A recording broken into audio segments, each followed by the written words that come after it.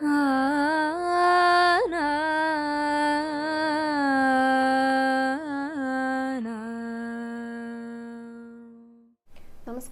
Guruvayur devotees ഓൺലൈനിലേക്ക് ഏവർക്കും സ്വാഗതം. സർവം കൃഷ്ണമയം. കൃഷ്ണായ വാസുദേവായ ദേവകീനന്ദനായ ച നന്ദഗോപകുമാരായ ഗോവിന്ദായ നമോ നമഃ. നമ്മുടെ ജീവിതം സന്തോഷകരമായിട്ട് ജീവിക്കാനായിട്ട് അത്യാവശ്യമായിട്ടുള്ള രണ്ട് ഘടകങ്ങളാണ് ഐശ്വര്യവും സമാധാനവും.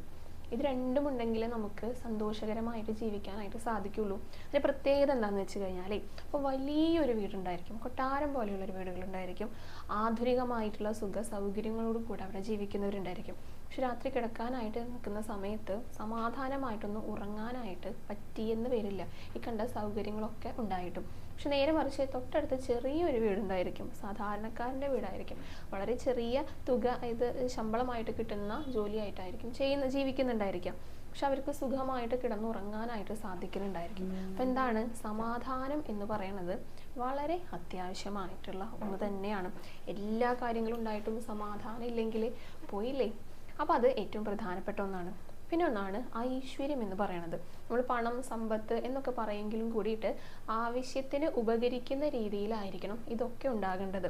വേണം, പക്ഷെ ആവശ്യത്തിന് ഉപകരിക്കണം, കൂടുതലാകാനും പാടില്ല. കൂടുതലായി കഴിഞ്ഞാലും ബുദ്ധിമുട്ടാണ്, സമാധാനം അവിടെ നഷ്ടപ്പെടും. അപ്പോൾ ഐശ്വര്യം എന്ന് പറയുന്നതും സമാധാനം എന്ന് പറയുന്നതും ഒരു സന്തോഷകരമായിട്ടുള്ള ജീവിതത്തിന് ഏറ്റവും അത്യാവശ്യം വേണ്ട കാര്യങ്ങളാണ്. അപ്പോൾ ഇത് രണ്ടും ഒരു വീട്ടിലുണ്ടാകാനായിട്ട്, ഒരു കുടുംബത്തുണ്ടാകാനായിട്ട് എന്തൊക്കെ കാര്യങ്ങളാണ് ചെയ്യേണ്ടത്? 8 കാര്യങ്ങളാണ് പറയുന്നത് പ്രധാനമായിട്ടും. അതായത് വാസ്തുപരമായിട്ടും ആചാരപരമായിട്ടും പറയുന്ന കുറച്ച് കാര്യങ്ങളുണ്ട്. 8 കാര്യങ്ങളാണ് ഇപ്പോൾ പറയാനായിട്ട് പോകുന്നത് കേട്ടോ. ഈ 8 കാര്യങ്ങൾ കൃത്യമായിട്ട് പാലിക്കുന്നവരാണെങ്കിൽ, കൃത്യമായിട്ട് ചെയ്യുന്നവരാണെങ്കിൽ ബാക്കിയെല്ലാം പുറകെ വന്നോളും. അങ്ങനെയാണ് പറയാം. അപ്പോൾ നമുക്കത് ഏതൊക്കെയാണ് ഈ 8 കാര്യങ്ങളെന്ന് നോക്കാം കേട്ടോ. അപ്പോൾ അതിന് മുൻപായിട്ട് നമുക്ക് അലങ്കാരം പറയണ്ടേ? അപ്പോൾ വീഡിയോ എല്ലാവരും മുഴുവനായിട്ട് കാണാൻ ശ്രമിക്കുക. ആദ്യം തന്നെ നമുക്ക് ഇന്നലത്തെ ഗുരുവായൂരപ്പൻ്റെ അലങ്കാരം പറഞ്ഞുകൊണ്ട് തുടങ്ങാം. ഇന്നലെ ഭഗവാനെ താമരക്കണ്ണനായിട്ടായിരുന്നു ചാർത്തിയിട്ടുണ്ടായിരുന്നത്. നല്ല ഭംഗിയിൽ വിടർന്നു നിൽക്കുന്ന ഒരു താമരപ്പൂവുണ്ട്, അതിലിരിക്കുകയാണ് നമ്മുടെ ഉണ്ണികൃഷ്ണൻ. നല്ല ഭംഗിയായിട്ട് അണിഞ്ഞൊരുങ്ങിയിട്ടുണ്ട് കേട്ടോ. യശോദാമ ഭഗവാന്റെ കയ്യിൽ വെണ്ണയും കൊടുത്തിട്ടുണ്ട്. അതായത് വലത്തെ കയ്യിൽ വെണ്ണയും പിടിച്ചിട്ടുണ്ട് ഭഗവാൻ, ഇടത്തെ കയ്യിൽ പൊന്നോടുകുഴലുമായിട്ടാണ് പുഞ്ചിരി തൂക്കിക്കൊണ്ട് ഇരിക്കുന്നുണ്ടായിരുന്നത്. അത് കാണാൻ തന്നെ നല്ല ഭംഗിയാണ് കേട്ടോ. ഭഗവാന്റെ മുഖത്തും നല്ലൊരു സന്തോഷമുണ്ട്. 3 തിരുമുടി മാലകൾ ഭഗവാന് ചാർത്തിയിട്ടുണ്ട്. ഏറ്റവും മുകളിലുള്ളതിൽ താമരയും തെച്ചിയും കൂടിയിട്ടായിരുന്നു കോർത്തിട്ടുണ്ടായിരുന്നത്. പിന്നെ രണ്ടാമത്തെ തിരുമുടി മാല മുഴുവനായിട്ടും താമരയുടെ ഇതിൽ കൊണ്ടായിരുന്നു. മൂന്നാമത്തെ തിരുമുടി മാലയിൽ 3 നിറങ്ങളുണ്ട് കേട്ടോ. തെച്ചിയുണ്ട്, തുളസിയുണ്ട്, നന്ദ്യാർവട്ടമുണ്ട്. പിന്നെ നല്ല തടിച്ചുരുണ്ട 2 ഉണ്ടമാലകളാണ്. ഇത് രണ്ടും ഒരേപോലത്തെയാണ്. അതിൽ തെച്ചിയുണ്ട്, തുളസിയുണ്ട്, താമരയുടെ ഇതിലുണ്ട്. പൊതുവേ താമരയുടെ ഒക്കെ ഇതിൽ വരുമ്പോൾ കുറച്ചുകൂടി വലിപ്പമുള്ള ഇതിലുകളാണല്ലോ, അതുകൊണ്ട് നല്ല തടിച്ചുരുണ്ട മാലയായിട്ടാണ് തോന്നുന്നത്. നല്ല ഉരുണ്ടിട്ടുള്ള 2 ഉണ്ടമാലകളുടെ നടുക്കായിട്ടാണ് ഭഗവാൻ ഇരിക്കുന്നത്. ശിരസിൽ കിരീടമൊക്കെ ചാർത്തിയിട്ടുണ്ട് കേട്ടോ. അത് കൂടാതെ ഭഗവാൻ ഇന്നലെ ഒരു സ്വർണ്ണ കിരീടം കൂടെ സമ്മാനമായിട്ട് ലഭിച്ചിട്ടുണ്ടായിരുന്നു. അത് ഞാൻ മുൻപത്തെ ഒരു വീഡിയോയിൽ പറയുകയും ചെയ്തു. അപ്പോൾ അതിൻ്റെയൊക്കെ ഒരു സന്തോഷം ഭഗവാന്റെ മുഖത്ത് ധാരാളമായിട്ട് നമുക്ക് കാണാം. നെറ്റിയിൽ ഗോപീതിലകൊക്കെ വെച്ചിട്ടുണ്ട്. കാതുപൂക്കളുണ്ട് ഭഗവാനെ. കഴുത്തിൽ മാലകളൊക്കെ അണിഞ്ഞിട്ട് ഗോപീതിലകങ്ങളും ചാർത്തിയിട്ടുണ്ട് കേട്ടോ. കൈവളകളും തോൾവളകളും ഒക്കെ അണിഞ്ഞിട്ട് കുറച്ച് തടിച്ചു വരുന്നിട്ടുള്ള ഒരു ഭഗവാനായിട്ടാണ് തോന്നി. കുറച്ച് വണ്ണത്തിലുള്ള ഭഗവാനുണ്ടല്ലോ. ആ വെണ്ണയൊക്കെ ഇരുന്ന് കഴിഞ്ഞ ദിവസം ആ വെണ്ണക്കൂടത്ത് നിന്ന് വെണ്ണ വാരി കഴിച്ചുകൊണ്ടിരിക്കുകയായിരുന്നല്ലോ. അപ്പോൾ അതൊക്കെ കഴിച്ചിട്ട് പിന്നെ ഇന്നലത്തെ നേദ്യമൊക്കെ കഴിഞ്ഞപ്പോഴും വയറ് നിറച്ച് ഭക്ഷണമൊക്കെ കഴിച്ചിട്ട് നല്ല ഉഷാറായിട്ട് നല്ല തടിച്ചു വരുന്നിട്ടുള്ള ഉണ്ണിയായിട്ടായിരുന്നു ഇന്നലെ ഭഗവാൻ ഉണ്ടായിരുന്നത്. അരയിലേക്ക് ഇങ്ങനെയൊക്കെ കെട്ടിയിട്ടുണ്ട്. പട്ടുകോണമൊക്കെ നന്നായിട്ട് കാണാം കേട്ടോ. കാലിങ്ങനെ മുട്ടിങ്ങനെ മടക്കി വെച്ചിട്ട് മുട്ട് കുത്തിയിട്ട് ഇങ്ങനെ ഇരിക്കുന്ന രീതിയിലായിരുന്നു ഭഗവാന്റെ അലങ്കാരം ഉണ്ടായിരുന്നത്, കാൽത്തളകളൊക്കെ അണിഞ്ഞിട്ട്. അപ്പോൾ താമരയിൽ ഇരിക്കുന്ന ഭഗവാന്റെ താമരക്കണ്ണൻ്റെ ഒരു പ്രത്യേകത എന്താണെന്ന് വെച്ച് കഴിഞ്ഞാൽ, നമ്മൾ ആ വടക്ക് ഭാഗത്ത് പോയി തൊഴാറുണ്ടല്ലോ, അവിടെ ഭഗവാന്റെ കയ്യിൽ വെണ്ണയും അമൃതും പിടിച്ചിട്ടാണ് ഇരിക്കുന്നത്. ഇത് രണ്ടും കയ്യിൽ ഭഗവാന്റെ പ്രിയപ്പെട്ട 2 വസ്തുക്കളാണ് കയ്യിൽ പിടിച്ചിരിക്കുന്നത്. അപ്പം അങ്ങനെയുള്ള ഭഗവാന്റെ അടുത്ത് പ്രാർത്ഥിച്ചു കഴിഞ്ഞാൽ അത് കഴിക്കേണ്ട ആ ഒരു തിരക്കിലായിരിക്കും ഭഗവാൻ ഉണ്ടായിരിക്കുക. അതുകൊണ്ട് തന്നെ ഏത് ആഗ്രഹങ്ങളും സാധിച്ചു തരുന്നതാണ് പറയുക. പൊതുവേ താമരക്കണ്ണൻ അങ്ങനെയാണ് പറയുക കേട്ടോ. എന്ത് ആഗ്രഹങ്ങളുണ്ടെങ്കിലും തഥാസ്തു, അത് ഉടനെ അത് സാധിച്ചു തരുന്നതാണ് പറയുക. അപ്പം എന്തൊക്കെ ആഗ്രഹങ്ങളുണ്ടെങ്കിലും ഇന്നലത്തെ ആ അലങ്കാരത്തിലിരിക്കുന്ന ആ ഒരു ഭഗവാന്റെ, താമരയിലിരിക്കുന്ന ഭഗവാന്റെ രൂപം നന്നായിട്ട് മനസ്സിൽ ധ്യാനിച്ചുകൊണ്ട് പ്രാർത്ഥിച്ചോളൂ കേട്ടോ. തീർച്ചയായിട്ടും ഭഗവാൻ എല്ലാ ആഗ്രഹങ്ങളും നടത്തി തരട്ടെ. എല്ലാവരുടെയും പ്രാർത്ഥനകൾ ഭഗവാൻ കേൾക്കട്ടെ. എല്ലാവരെയും താമരക്കണ്ണൻ അനുഗ്രഹിക്കട്ടെ. അപ്പോൾ എന്തായാലും ഭഗവാന്റെ ആ ഒരു രൂപം നന്നായി മനസ്സിൽ ധ്യാനിച്ചിട്ട് മനസ്സുകൊണ്ട് ഭഗവാന്റെ പാദങ്ങളിൽ ഒന്ന് നമസ്കരിച്ചോളൂ കേട്ടോ. ഗുരുവായൂരപ്പ ശരണം എന്നൊന്ന് കമൻറ്റ് ബോക്സിൽ രേഖപ്പെടുത്തിക്കോളൂ. അങ്ങനെ താമരക്കണ്ണനായിട്ടിരിക്കുന്ന നമ്മുടെ ഉണ്ണീനെ തൊഴുത് നമസ്കരിച്ചിട്ട് നേരെ ഗണപതിയെ കാണാനായിട്ടാണ് കേട്ടോ വന്നിരിക്കുന്നത്. ഗണപതിക്ക് പല നിറത്തിലുള്ള ഉടയാടയാണ്. അതായത് ആ ഉടയാടയിൽ മഞ്ഞ നിറമുണ്ട്, പച്ചയുണ്ട്, ചുവപ്പുണ്ട്, ഓറഞ്ച് ഉണ്ട്. ഇതൊക്കെ ഇളം നിറങ്ങളാണ് കേട്ടോ. ഇതെല്ലാം കൂടുതൽ കലർന്നിട്ടുള്ള ഒരു ഉടയാടയായിരുന്നു ഗണപതിക്ക് ഉണ്ടായിരുന്നത്. കഴുത്തിൽ 2 മാലകൾ അണിഞ്ഞിട്ടുണ്ട്. നല്ല ഭംഗിയുള്ള വലിപ്പമുള്ള മാലകളാണ്. ഒരെണ്ണം കാശുമാലയാണ്. തുമ്പിയിലൊരു സ്വർണ്ണ പൊട്ട് വെച്ചിട്ടുണ്ട്. നെറ്റിയിലൊരു സ്വർണ്ണ പൊട്ട്. വലിയ പൊട്ടുകളാണ് കേട്ടോ. ചന്ദനം ചെറുതായി ചാർത്തിയിട്ട് 2 തട്ടുകളായിട്ട്, കുഞ്ഞു തട്ടുകളായി ചാർത്തിയിട്ട് അതിന് മുകളിൽ ഒരു സ്വർണ്ണ പൊട്ട് വെച്ചിട്ടുണ്ട്. പിന്നെ 2 തോളുകളിലായിട്ടും ഓരോ സ്വർണ്ണ പൊട്ടുകൾ വലുത് വെച്ചിട്ടുണ്ട്. അങ്ങനെയായിരുന്നു ഗണപതിക്കുണ്ടായിരുന്ന അലങ്കാരം. അപ്പോൾ എല്ലാവരും ഗണപതിയുടെയും ആ ഒരു രൂപമൊക്കെ നന്നായി മനസ്സിൽ കണ്ടുകൊണ്ട് തൊഴുതു പ്രാർത്ഥിച്ചോളൂ കേട്ടോ. ഗണപതിക്ക് മുന്നിലും എല്ലാവരും ഒന്ന് ഏത്തമിട്ടോളൂ. ഇനി ഭഗവതീനെ കാണാനായിട്ടാണ് പോകുന്നത്. ഭഗവതി അമ്മ നല്ല ചുവന്ന നിറത്തിലുള്ള ഉടയാടയായിരുന്നു കേട്ടോ. ചെറിയൊരു സ്വരൂപത്തിലാണ് ചാർത്തിയിരിക്കുന്നത്. അതിൻ്റെ ആ ഉടയാടയുടെ നടുക്കായിട്ട് അതിൻ്റെ നിറയെ പ്രിന്റുകളുണ്ട് കേട്ടോ. അതിലൊരു പ്രിന്റ് ഓം ചിഹ്നം പോലെയാണ് എനിക്ക് തോന്നിയിട്ടുണ്ടായിരുന്നത്. അതുപോലെയായിരുന്നു ആ ഒരു ഉടയാടയിലുള്ള പ്രിന്റുകൾ കേട്ടോ, സ്വർണ്ണ നിറത്തിലുള്ളത്. പിന്നെ 3 മാലകൾ അണിഞ്ഞിട്ടുണ്ട്. അതിൽ ഏറ്റവും ആദ്യം ഒരു മാങ്ങാപ്പാലയ്ക്കുണ്ട്. പിന്നെ 2 സ്വർണ്ണമാലകളുണ്ട്. അത് കുഞ്ഞു ദേഹമാണല്ലോ, നല്ല ഭംഗിയിൽ ഇങ്ങനെ കുടുങ്ങി കിടക്കുന്നത് കാണാൻ നല്ല ഭംഗിയുണ്ടായിരുന്നു. ഭഗവതി നന്നായിട്ട് വായൊക്കെ തുറന്ന് ചിരിച്ചും കൊണ്ടാണ് കേട്ടോ ഇരിക്കുന്നത്. കാതിൽ സ്വർണ്ണ പൊട്ടുകൾ വെച്ചിട്ട് കാതിന് മുകളിലായിട്ടും പിന്നെ 2 സ്വർണ്ണ പൊട്ടുകൾ വെച്ചിട്ടുണ്ട്. നെറ്റിയിൽ ഒരു ചന്ദ്രകലയുണ്ട്. അതിന് മുകളിലായിട്ട് ഒരു സ്വർണ്ണ ഗോപിയും കൂടെ വെച്ചിട്ടുണ്ട്. പിന്നെ ചെറിയൊരു കിരീടം ചാർത്തിയിരിക്കാം. ഒരു ചുവന്ന പട്ട് ശിരസിൽ ചാർത്തിയിട്ട് അതിന് മുകളിൽ ചുവന്ന കല്ലുകളൊക്കെയുള്ള ചെറിയൊരു സ്വർണ്ണ നിറത്തിലൊരു കിരീടം.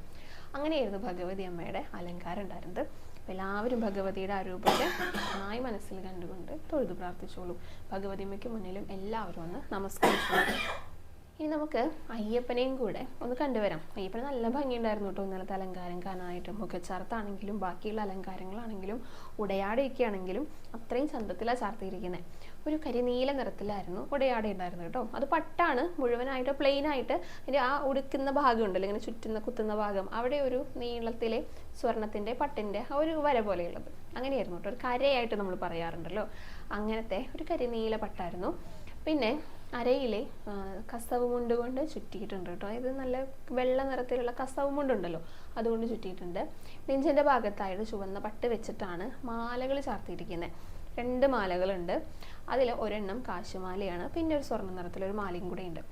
ഭഗവാന്റെ കയ്യിൽ, അയ്യപ്പൻ്റെ കയ്യിൽ ഒരു കദളിപ്പഴം കൂടെ ഇന്നലെ പിടിച്ചിട്ടുണ്ട് കേട്ടോ.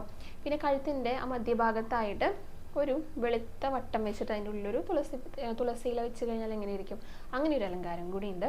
കാതിൽ വലിയ സ്വർണ്ണ പൊട്ടുകൾ വെച്ചിട്ടുണ്ട്. ചുണ്ടൊക്കെ നല്ല ഭംഗിയിൽ ചുവപ്പ് നിറത്തിലാണ് കേട്ടോ അയ്യപ്പൻ്റെ. നല്ല ഭംഗിയുള്ള മുഖച്ചാർത്താണ്.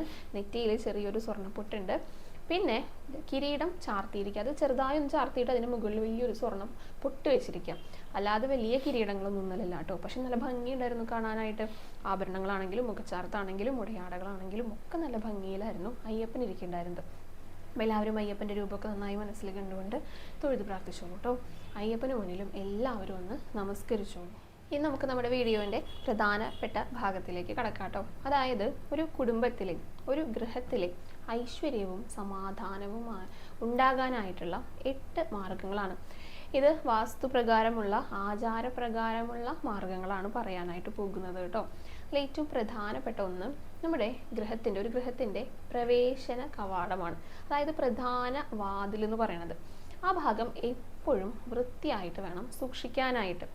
അവിടെ ഇപ്പോൾ വാതിലിൻ്റെ കട്ടിളപ്പടിന്നൊക്കെ പറയുന്നുണ്ടല്ലോ, അവിടെ ഒരിക്കലും ഇരിക്കാനായിട്ട് പാടില്ല, കയറി നിൽക്കാനായിട്ട് പാടില്ല എന്നൊക്കെ ഞാൻ മുൻപൊരു വീഡിയോയിൽ പറഞ്ഞിട്ടുണ്ട്.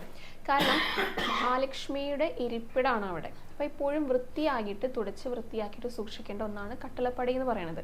അപ്പോൾ പ്രധാനപ്പെട്ട വാതിലിനും അത്രയേറെ പ്രാധാന്യമുണ്ട്. അതെപ്പോഴും വൃത്തിയാകണം. പിന്നെ ചിലപ്പോഴൊക്കെ കണ്ടിട്ടുണ്ടായിരിക്കും വീടിൻ്റെ ആ വാതിലിൻ്റെ ഭാഗമൊക്കെ ഇങ്ങനെ ഈ ചിതലൊക്കെ അരിച്ചിട്ട് അങ്ങനെ കുത്തിയിട്ടൊക്കെ പൊട്ടിയിട്ടൊക്കെ ഉണ്ടായിരിക്കും. അപ്പോൾ അങ്ങനെയുള്ള കാര്യങ്ങളൊക്കെ വരുമ്പോൾ അത് ഉടനടി തന്നെ പരിഹരിക്കേണ്ടതാണ് കേട്ടോ.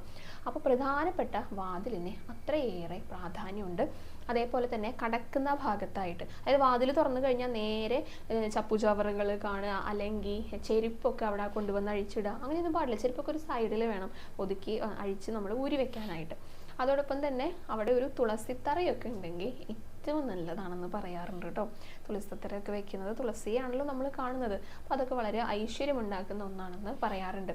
അതിപ്പോൾ തുളസിയുടെ കാര്യങ്ങൾ, അതായത് തുളസിയുടെ മാഹാത്മ്യത്തെക്കുറിച്ച് ഞാൻ ഡീറ്റെയിൽ ആയിട്ടൊരു വീഡിയോ ചെയ്യാം കേട്ടോ. അപ്പോൾ അതിൽ കൂടുതൽ കാര്യങ്ങൾ പറയാം.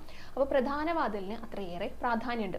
പിന്നെ ഒന്നാണ്, വാതിലിൻ്റെ ഭാഗത്തായിട്ട്, ഒന്നുകിൽ വാതിലിൻ്റെ മുകളിലോ കട്ടിളപ്പടിയുടെ മുകളിലോ ഒക്കെ ആയിട്ട് ശുഭചിഹ്നങ്ങൾ, ഇപ്പോൾ ഓം, സ്വസ്തിക് പോലെയുള്ള ചിഹ്നങ്ങളൊക്കെ ഉണ്ടായിരിക്കുമല്ലോ, അതൊക്കെ പതിപ്പിക്കുന്നത് വളരെ ഐശ്വര്യം നൽകുന്ന ഒന്നാണ്. അതേപോലെ തന്നെ ചില വീടുകളിലൊക്കെ ശ്രീ ഗുരുവായൂരപ്പൻ, ഈ വീടിൻ്റെ ഐശ്വര്യം, അങ്ങനെയൊക്കെയുള്ള സ്റ്റിക്കറുകളൊക്കെ പതിപ്പിച്ചിട്ടുണ്ടായിരിക്കും. അതൊക്കെ വളരെ നല്ലത്, ഒരു പോസിറ്റിവിറ്റിയാണ് ഉണ്ടാക്കിയത്. കാരണം ഭഗവാന്റെ നാമത്തിലാണ് അവിടെ എല്ലാ കാര്യങ്ങളും എഴുതിയിരിക്കുന്നത്, ശുഭകരമായിട്ടുള്ള ചിഹ്നങ്ങളാണ് കൊടുത്തിരിക്കുന്നത്. അപ്പോൾ അതെന്താണ്, ശുഭകരമായിട്ടുള്ള കാര്യങ്ങളാണ് അപ്പോഴും നടക്കുക. അപ്പോൾ ഒരു പോസിറ്റിവിറ്റി ഓട്ടോമാറ്റിക്കലി അവിടെ ക്രിയേറ്റ് ചെയ്യപ്പെടും. പിന്നെ ചില വീടുകളിലൊക്കെ കണ്ടിട്ടുണ്ടായിരിക്കും കേട്ടോ, നമ്മുടെ കേരളത്തിൽ അങ്ങനെയുള്ള സമ്പ്രദായങ്ങൾ പൊതുവെ കുറവാണ്. ഇപ്പോൾ മാവില തോരണങ്ങൾ, മാവില തുളസി കൊണ്ടൊക്കെയുള്ള തോരണങ്ങൾ ചാർത്തിയിട്ടുണ്ടായിരിക്കും പ്രധാന വാതിലിൻ്റെ കട്ടിളപ്പടിക്ക് മുകളിലൊക്കെ ആയിട്ട്. ഇപ്പോൾ ഈ തമിഴ്നാട് അങ്ങനെയുള്ള സ്ഥലങ്ങളിലൊക്കെ സിനിമകളിലെങ്കിലും പലരും കണ്ടിട്ടുണ്ടായിരിക്കും. ഇതൊക്കെ മഹാലക്ഷ്മിയുടെ പ്രധാനപ്പെട്ട വസ്തുക്കളാണ്, ഈ മാവിലയൊക്കെ. അതായത് മഹാലക്ഷ്മിയുടെ പൂജയൊക്കെ ചെയ്യുമ്പോഴൊക്കെ മാവിലയൊക്കെ വെക്കില്ലേ, ആലും മാവും എന്നൊക്കെ പറയാറുണ്ട്. നമ്മളിവിടെ കലശങ്ങളിലൊക്കെ നിറയ്ക്കുന്ന സമയത്തും അതൊക്കെ ചെയ്യാറുണ്ട്. അപ്പോൾ അതൊക്കെ മഹാലക്ഷ്മിയുടെ സങ്കല്പമാണ്. അപ്പോൾ അതൊക്കെ വെക്കുന്നത് വീട്ടിലേക്ക് ഐശ്വര്യം കൊണ്ടുവരും എന്നാണ് പറയുക. അപ്പോൾ ഇതാണ് പ്രധാനപ്പെട്ട നമ്മുടെ വാതിലുണ്ടല്ലോ, വാതിലിൻ്റെ അവിടെ കിടക്കും, അപ്പോൾ അല്ലെങ്കിൽ വാതിലിൻ്റെ അവിടെ, പ്രധാനപ്പെട്ട വാതിലിൻ്റെ അവിടെ ചെയ്യേണ്ട കാര്യങ്ങൾ.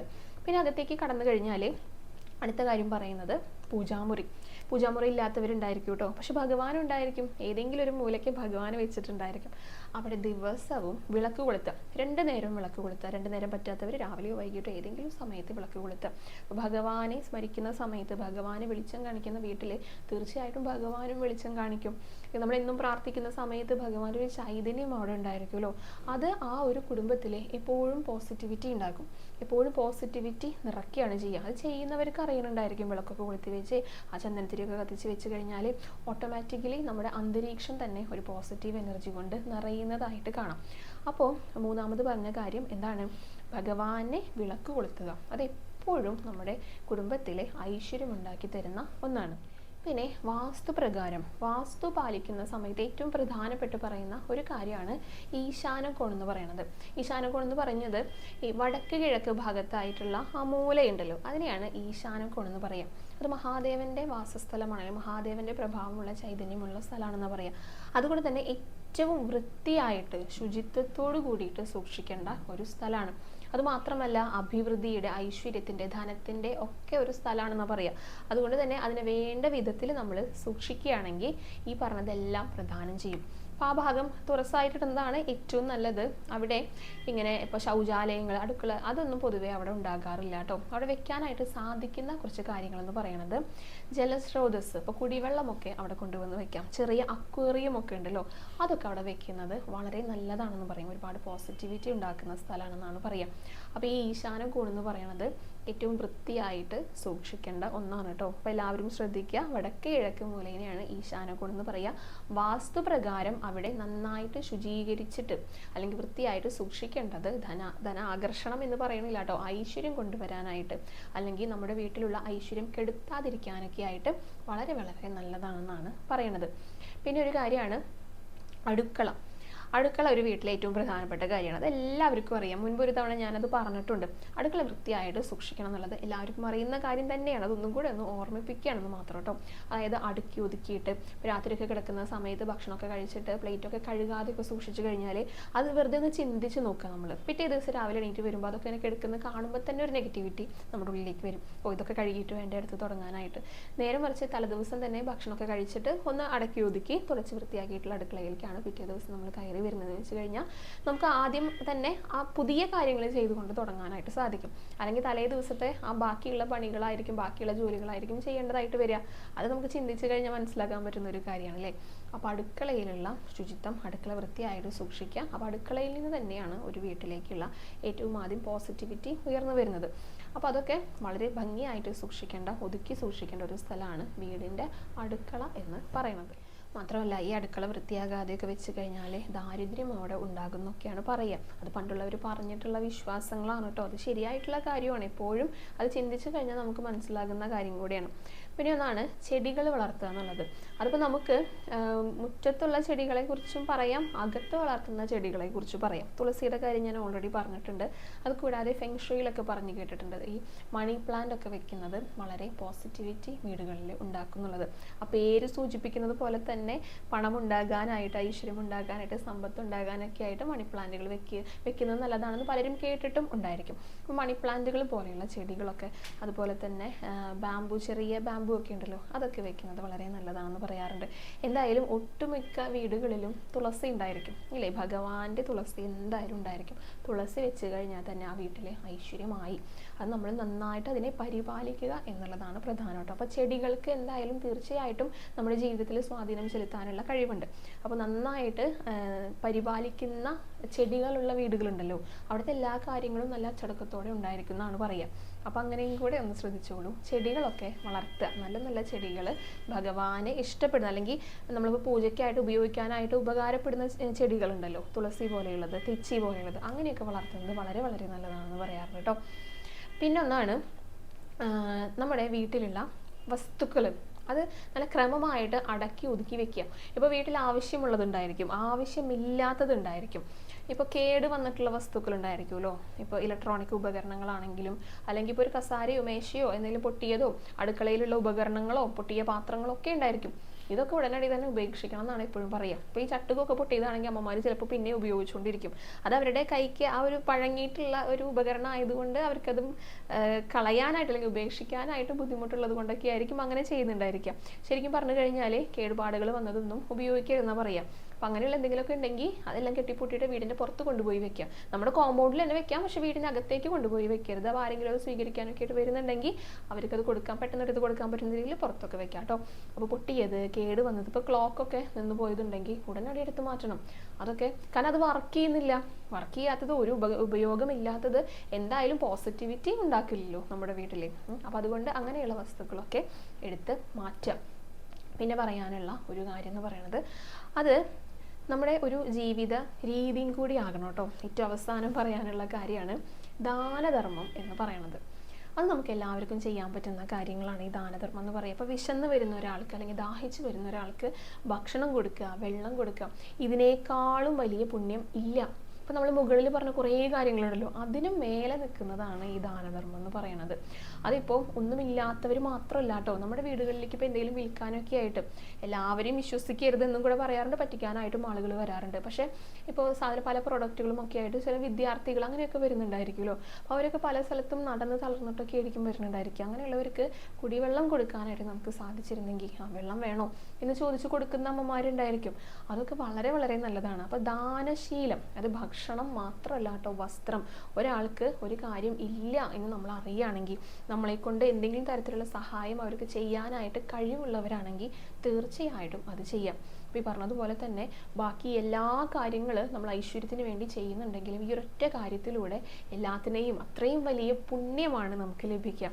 ഇത് ഭഗവാന്റെ അനുഗ്രഹം ഉണ്ടെങ്കിൽ ഈ ഐശ്വര്യമൊക്കെ താനേ വരൂലേ. അപ്പോൾ ഇങ്ങനെയുള്ള കാര്യങ്ങളൊക്കെ നമ്മൾ പാലിക്കുകയാണെങ്കിൽ അത് നമ്മുടെ വീട്ടിൽ ഐശ്വര്യം ഉണ്ടാകാനായിട്ട്, അതുപോലെ തന്നെ സമാധാനം ഉണ്ടാകാനൊക്കെ ആയിട്ട് അത് ഉപകരിക്കും എന്നാണ് പറയുക. ഞാനൊരു കാര്യം കൂടെ പറയാനായിട്ട് വിട്ടുപോയിട്ടോ, ഈശാനക്കോണിൽ നമ്മൾ ഭാരമുള്ള വസ്തുക്കൾ വെക്കരുതെന്നും കൂടെ പറയാറുണ്ട്. ഇപ്പോൾ ഫർണിച്ചറുകൾ, അലമാരകൾ അങ്ങനെയൊക്കെ ഉണ്ടല്ലോ, അങ്ങനെയുള്ള ഭാരമുള്ള വസ്തുക്കൾ വെക്കരുത് എന്നും കൂടെ പറയാറുണ്ട്.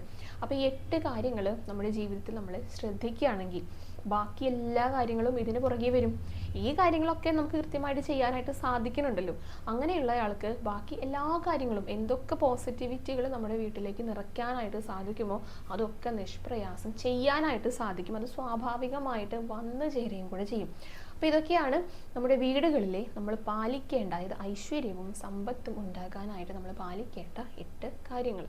അപ്പോൾ ഇന്നത്തെ വീഡിയോ ഇത്രയാണ് നമ്മൾക്ക് പറയാനായിട്ടുള്ളത്. ഇങ്ങനെയുള്ള കാര്യങ്ങളൊക്കെ നമ്മൾ ശ്രദ്ധിച്ചു കഴിഞ്ഞാൽ, പ്രത്യേകിച്ച് ഒരു ചിട്ട നമ്മുടെ ജീവിതത്തിന് ഉണ്ടായിക്കഴിഞ്ഞാൽ അത് തീർച്ചയായിട്ടും നമുക്ക് നല്ല ഒരു പ്രോഗ്രസ് നമ്മുടെ ജീവിതത്തിൽ ഉണ്ടാക്കും. അത് ഏത് മേഖലയിലാണെങ്കിലും. അപ്പം അതിന് വേണ്ട കാര്യങ്ങളൊക്കെ, ഒരുവിധം കാര്യങ്ങളൊക്കെ എല്ലാവരും ചെയ്യുന്നതായിരിക്കും.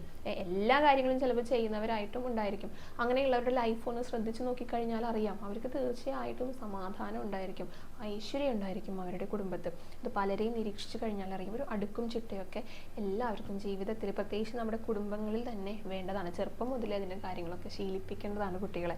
പണ്ട് കാലത്തൊക്കെ അത് ഉണ്ടായിരുന്നു. അതിൻ്റെ മാറ്റങ്ങൾ, അല്ലെങ്കിൽ അത് ഇല്ലാതായതിൻ്റെ മാറ്റങ്ങളൊക്കെ എല്ലാവരുടെ കുടുംബങ്ങളിലും കാണുന്നുണ്ട്. അപ്പോൾ എല്ലാ കാര്യങ്ങളും, ഈ പറഞ്ഞ കാര്യങ്ങളൊക്കെ എല്ലാവർക്കും ഒന്ന് ശ്രദ്ധിക്കാം കേട്ടോ. അപ്പോൾ ഇന്നത്തെ വീഡിയോ ഇവിടെ അവസാനിക്കുകയാണ്. നാളെ മുതലാണ് ഉപദേവന്മാരുടെ കലശ ചടങ്ങുകളൊക്കെ ആരംഭിക്കുന്നത്. ഗുരുവായൂരപ്പൻ്റെ അനുഗ്രഹം നമുക്ക് എല്ലാവർക്കും തീർച്ചയായിട്ടും ഉണ്ടായിരിക്കും. അതേപോലെ തന്നെ ഗണപതിക്കും ഭഗവതി അമ്മയുടെയും അയ്യപ്പൻ്റെയും ഒക്കെ ചൈതന്യം വർദ്ധിപ്പിക്കാൻ വേണ്ടിയിട്ടാണ് ഈ കലശ ചടങ്ങുകളൊക്കെ നടക്കുന്നത്. അവരുടെയും അനുഗ്രഹം നമുക്ക് എല്ലാവർക്കും ലഭിക്കട്ടെ.